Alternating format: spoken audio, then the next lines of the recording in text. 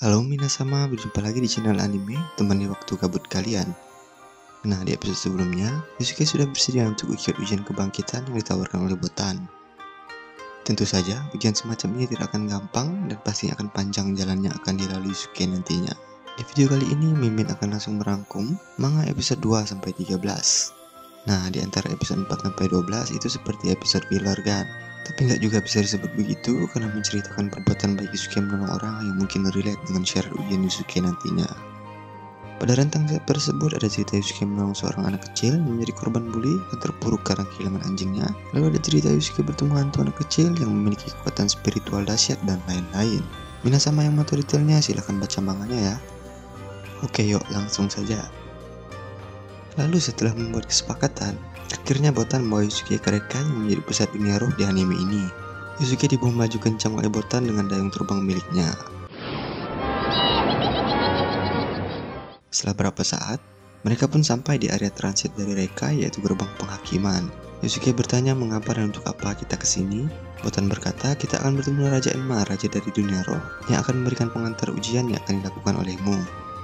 Namun sebelum itu melihat tingkah laku Yusuke yang temperamen asal ceplas-ceplos, Botan mengingatkan untuk berhati-hati ketika bicara Raja Enma. Kalau tidak, dia akan masukkan Yusuke ke neraka paling dalam tanpa ada sedikit pun pengampunan. Setelah berjalan beberapa saat, mereka berdua sampai di pintu kantornya Raja Enma. Botan pun minta izin untuk masuk. Lalu setelah masuk, Yusuke kembali terkejut melihat ruangan itu karena seperti kantor yang sibuk di mana para iblis, riuh dan mundar-mandir sana-sini membawa dokumen. Raja Enma pun datang dan menyapa mereka berdua. Yusuke terkejut untuk kedua kalinya melihat nampak Raja Enma seperti anak umur 2 tahun. Yusuke pun tertawa karena hal itu dan dia dikeplak oleh Botan berkali-kali. Raja Enma tampak kesal dan berkata, lebih jelasnya, aku adalah anak Raja Enma atau Raja Enma Junior dan biasa dipanggil Ko Enma. Umurku setidaknya 50 kali dari umurmu, jadi hati-hati kalau bicara. Dan tanpa basa-basi, Ko Enma yang sudah tahu akan kedatangan Yusuke mengulurkan tangan dan memberikan sesuatu lalu berkata, inilah tes kebangkitanmu. Raja Enma memberi Yusuke sebutir telur yang merupakan telur monster dari Rekai. Dia berkata, jaga telur ini baik-baik dan bawa selalu bersamamu. Raja Enma melanjutkan, jantung Yusuke telah berdetak kembali sejak telur itu diberikan kepadanya, dan tinggal melihat apakah jiwamu dapat kembali atau tidak. Yusuke sempat bertanya sampai kapan dia harus membawa telur itu, namun sayang tidak ada jawaban dari Ko Enma. Lalu setelah bertemu dengan Ko Enma, Yusuke dan Botan kembali ke dunia manusia. Yusuke bertanya kepada Botan apakah ketika telur ini menetas jiwaku akan kembali? Sayangnya Botan tidak dapat menjawab karena sudah menjadi kesepakatannya dengan Raja Enma. Dalam flashback, Raja Enma berkata ke Botan jangan katakan apapun ke Yusuke tentang telur itu. Monster dari Rekai tumbuh pelan dan memakan energi dari jiwa manusia. Telur itu akan menetas, tidak tahu apakah akan menjadi iblis atau malaikat, tergantung dari hati dan jiwa orang yang memberikan energi. Botan mulai khawatir dan bertanya, jadi jika telur itu menetas menjadi iblis, apakah jiwanya tidak akan dikembalikan? Tidak, kata Raja Enma. Dia akan tetap membalikan jiwanya, tapi jika itu terjadi, besar kemungkinan iblis yang menetas akan memakan jiwa dan raga Yusuke. Kemudian setelah berjalan beberapa saat, Yusuke tiba-tiba teringat kalau tubuhnya akan dikremasi besok. Bagaimana cara mencegahnya dan memberitahu seseorang kalau jantungnya masih berdetak? Kamu bisa melakukannya lewat mimpi, kata Botan. Lalu singkat cerita, Yusuke pun memilih Keiko sebagai perantar pesannya. Keiko adalah teman masa kecil Yusuke yang juga satu sekolah dengannya. Meski mereka sering bertengkar, tapi Keiko adalah orang kedua yang paling terpukul pasca kepergian Yusuke setelah ibu Yusuke sendiri. Lalu kemudian Yusuke pun masuk ke kamar Keiko, lalu membisikkan sesuatu kepadanya. Keiko, aku tidak selemah itu, sesuatu sedang terjadi pada tubuh dan jiwaku. Aku akan segera kembali. Kalau tidak percaya, buka petiku dan dengarkan detak jantungku. Lalu setelah bangun dan mendapat mimpi tersebut, Keiko kaget dan merasa itu bukan sekadar mimpi. Keiko bergegas ke rumah Yusuke dan menyampaikan pesan tersebut ke ibu Yusuke. Setelah mereka membuka peti itu, benar saja jantung Yusuke masih berdetak.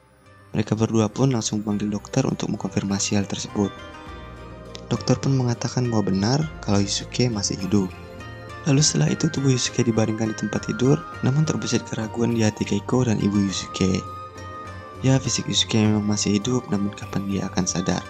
Tidak ada jaminan apapun yang dapat memastikan hal tersebut. Yusuke yang mendengar keraguan itu kesalahan berkata, "Apa belum jelas yang sudah kukatakan di mimpi? Aku akan masuk ke mimpinya sekali lagi kalau begitu." Nah, sayangnya Botan mengatakan, kalau menunggu mereka tidur, kemungkinan tidak bisa lagi karena hari ini adalah hari terakhir Yusuke diberikan izin untuk berinteraksi dengan manusia. Hal itu membuat Yusuke kaget dan bertanya bagaimana dia bisa berbicara dengan mereka sekali lagi. Botan mengatakan kalau ada satu cara lagi. Kamu dapat merasuki tubuh orang lain sebagai perantara. Namun Botan melanjutkan, kamu tidak bisa memilih secara bebas siapa yang ingin kamu rasuki. Mereka haruslah memiliki energi spiritual yang kuat dan orang tersebut sudah ditentukan. Lalu dia ternyata adalah Kuwabara, rival Yusuke yang sudah diceritakan di chapter sebelumnya.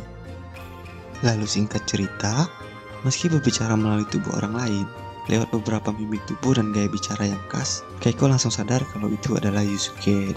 Melalui tubuh Kuwabara, semua pesan yang ingin Yusuke katakan telah tersampaikan. Dan sekarang Keiko pun percaya dan sepenuhnya yakin bahwa Yusuke akan segera kembali.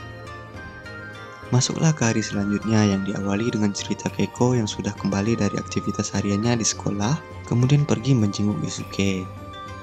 Namun ketika Keiko pergi ke warung untuk membeli sesuatu, tiba-tiba datang seorang tak dikenal membuka jendela kamar Yusuke. Dia adalah laki-laki yang ditolak cintanya oleh Keiko, dan orang tersebut melemparkan api ke dalam kamar Yusuke dan terjadilah kebakaran hebat di rumah Yusuke. Sepulangnya dari warung, Keiko panik dan tanpa berpikir panjang langsung menabrak rumah dan segera menyelamatkan Yusuke. Di alam lain, Yusuke dan Botan berserta roh anak perempuan yang diselamatkan di manga episode 10 kaget melihat apa yang dilakukan oleh Keiko. Lalu Yusuke berusaha melarang meski apa yang ia lakukan tidak dapat direspon oleh Keiko. Lalu Yusuke berusaha berteriak untuk mencegah Keiko masuk ke dalam rumah. Lalu dia pun berkata, "Jangan masuk ke sana Keiko, aku tidak peduli dengan apa yang terjadi dengan tubuhku." Warga di sekitar dan Yusuke semakin panik melihat kobaran api yang semakin membesar dan memblok semua jalan keluar Keiko. Nah, tidak lama setelah itu, Keiko berhasil menjaga kamar Yusuke dan menyelamatkan tubuhnya. Namun sayang tidak ada jalan keluar lagi. Botan pun menyarankan Yusuke untuk segera merasuki tubuh Kuwabara dan menyelamatkan Keiko. Namun tidak akan sempat melihat api yang menjalar begitu cepat. Keiko sudah dikepung oleh api dan tidak ada jalan keluar lagi baginya. Di ambang keputusasaan tiba-tiba Koenma muncul di hadapan mereka dan berkata kalau ia dapat membantu Keiko dengan syarat pertukaran. Belum sempat menjelaskan persyaratannya, tanpa pikir panjang Yusuke langsung minta Koenma untuk segera menyelamatkan Keiko. Koenma pun langsung menggunakan kekuatannya dan seketika kobaran api terbelah menjadi dua dan membuka jalan keluar bagi Keiko. Lalu setelah itu tanpa menjelaskan apapun, Koenma langsung pulang kembali. Nah, kira-kira apa syarat yang diberikan Koenma atas pertolongan yang telah ia berikan? Dan kira-kira apa pengaruhnya dengan ujian kebangkitan yang sedang dijalani Yusuke? Nah, bagi Minasama yang mau tahu kelanjutannya silahkan stay tune terus di channel ini. Sampai jumpa di video selanjutnya, see you!